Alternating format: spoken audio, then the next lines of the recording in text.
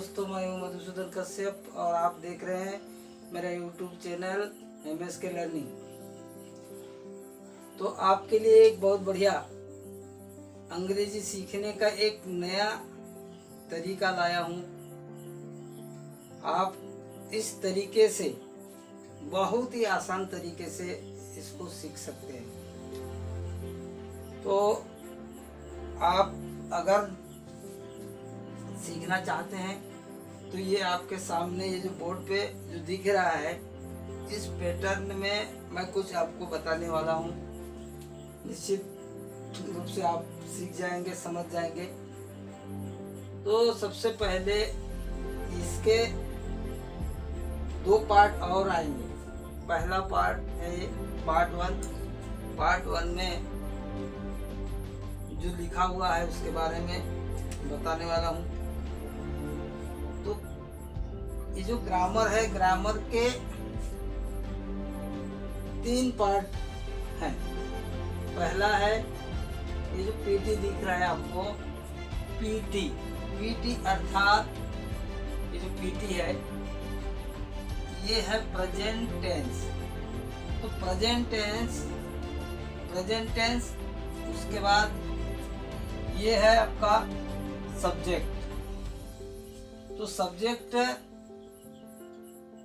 Subject में जैसे I, we, you, they, he, she, it, name में उसमें राम, श्याम, गीता, जो भी नाम यहाँ पर कर सकते हैं। तो ये जो है सब्जेक्ट कहलाता है। सब्जेक्ट अर्थात जो किसी कार्य को करने वाला है ना। तो सब्जेक्ट अर्थात किसी काम को करने वाला, कर्ता, तो सब्जेक्ट कहते हैं। तो यहाँ देखते हैं सबसे पहले प्रेजेंट टेंस। प्रेजेंट टेंस के यहाँ 4 रूप बताया गया है। इसके 4 रूप होते हैं। प्रेजेंट टेंस के 4 रूप इस प्रकार से नीचे लिखा गया है। सबसे पहले देखते हैं यहाँ हम प्रेजेंट टेंस में हम हिंदी वाक्यों को कैसे पहचान सकते हैं कि ये कौन से काल का वाक्य है। तो हिंदी वाक्य के अंत में अक्सर हमें ये देखने को मिलता है, ताहूं, ता है, ते हैं, ते हो, ऐसे शब्द आपको हिंदी में देखने को मिलते हैं। तो ये है हिंदी के वाक्य के अंत में जो आने वाले शब्द। इसी को देख करके हम क्या कर सकते हैं, इसको पहचान सकते हैं कि ये प्रेजेंट टेंस के वाक्य हैं। जैसे आई के लिए ताऊं, मैं जाता हूं। यहाँ वी के लिए हम जाते हैं, ये ते है लगे। तुम जाते हो। इसके बाद वे जाते हैं। यू के लिए हम तुम के जगह हम तू का भी प्रयोग करते हैं, तू जाता है। तो इसी प्रकार यहाँ है ही, सी, इट और नेम के जगह में जैसे वह जाता है, वह जाती है, वह जाता है। नेम के जगह में राम जाता है, श्याम जाता है। तो ये अंत में आपको देखने को मिलेगा। अब इसको देख करके हम समझ जाते हैं कि ये प्रेजेंट टेंस के वाक्य। लेकिन यहाँ पर आपको प्रेजेंट टेंस में बहुत सारे ऑप्शन और हैं, जिसमें ये देखेंगे। पहला SPT, सिंपल प्रेजेंट टेंस। इसको बोलते हैं सिंपल प्रेजेंट टेंस, सामान्य वर्तमान काल। तो सामान्य वर्तमान काल में आप देख रहे हैं यहाँ पर V1 लिखा हुआ है। V1 का मतलब हुआ ये कि सिंपल प्रेजेंट टेंस में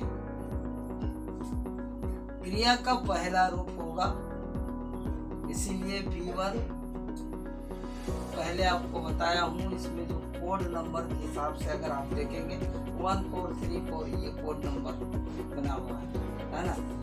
सिंपल प्रेजेंट टेंस का 1 और प्रेजेंट कंटिन्यूअस टेंस के 4, प्रेजेंट परफेक्ट टेंस के 3 और प्रेजेंट परफेक्ट कंटिन्यूअस के 4। इस प्रकार यहाँ पर बनाया है। तो आप इसमें देखेंगे अब सिंपल प्रेजेंट टेंस में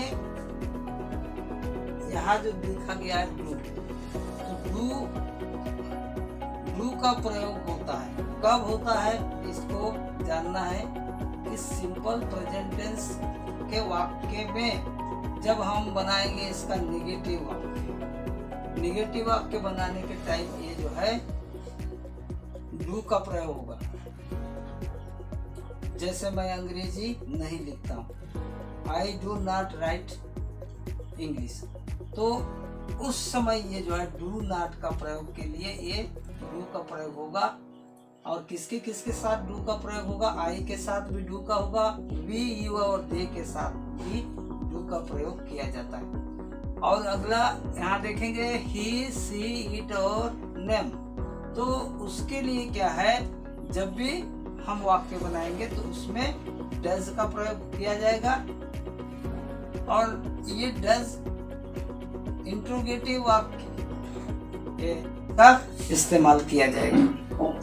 ठीक है।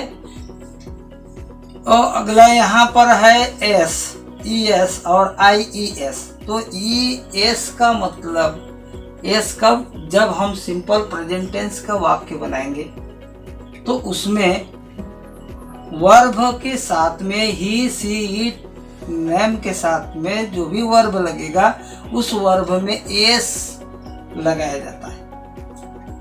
और ई एस भी लगेगा, आई ई एस, ये तीनों प्रकार के लगेंगे। जैसे कैसे लगेंगे इसको बता रहा हूँ। जैसे अपन क्रिया, कोई सा क्रिया ले लिए, मान लो राइट, राइट के लिए जब ही के साथ प्रयोग करें तो राइट में क्या हो जाएगा, ये एस लग जाएगा, राइट्स हो जाएगा।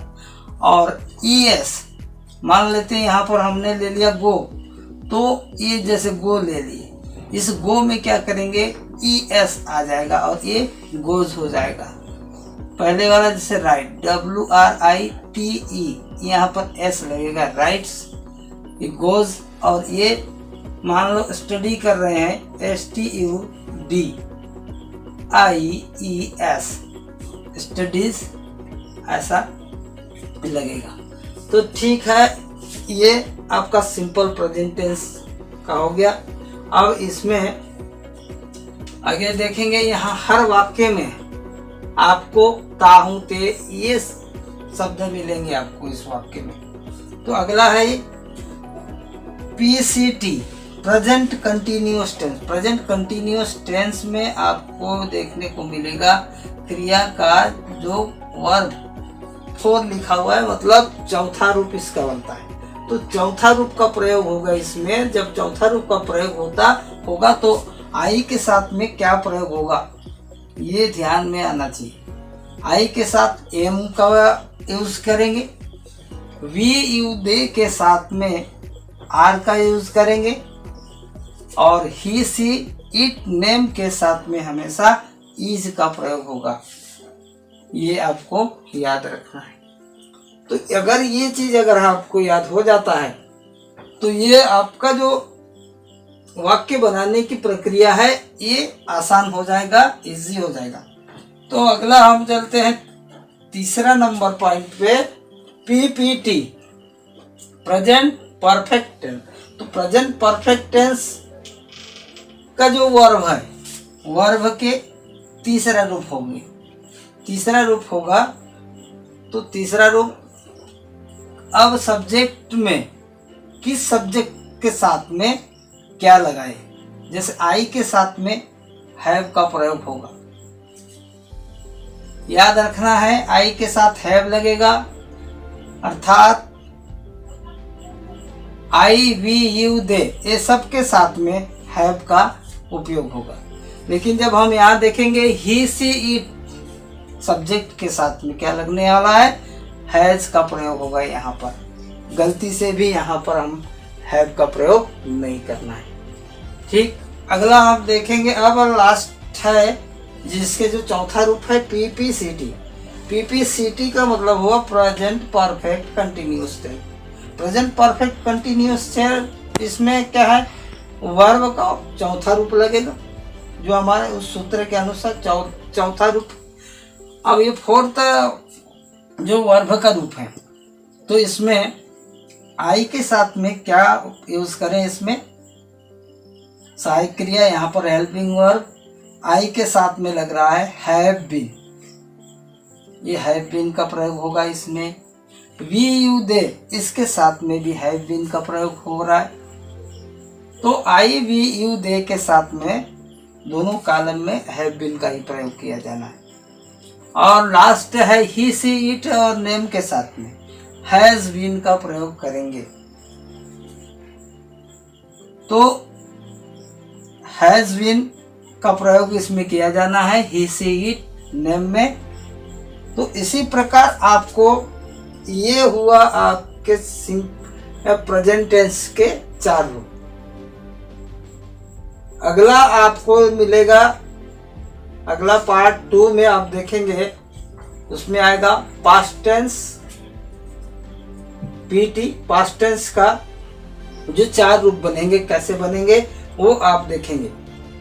तो यदि ये वीडियो अगर आपको अच्छी लगी हो तो लाइक और शेयर कीजिए।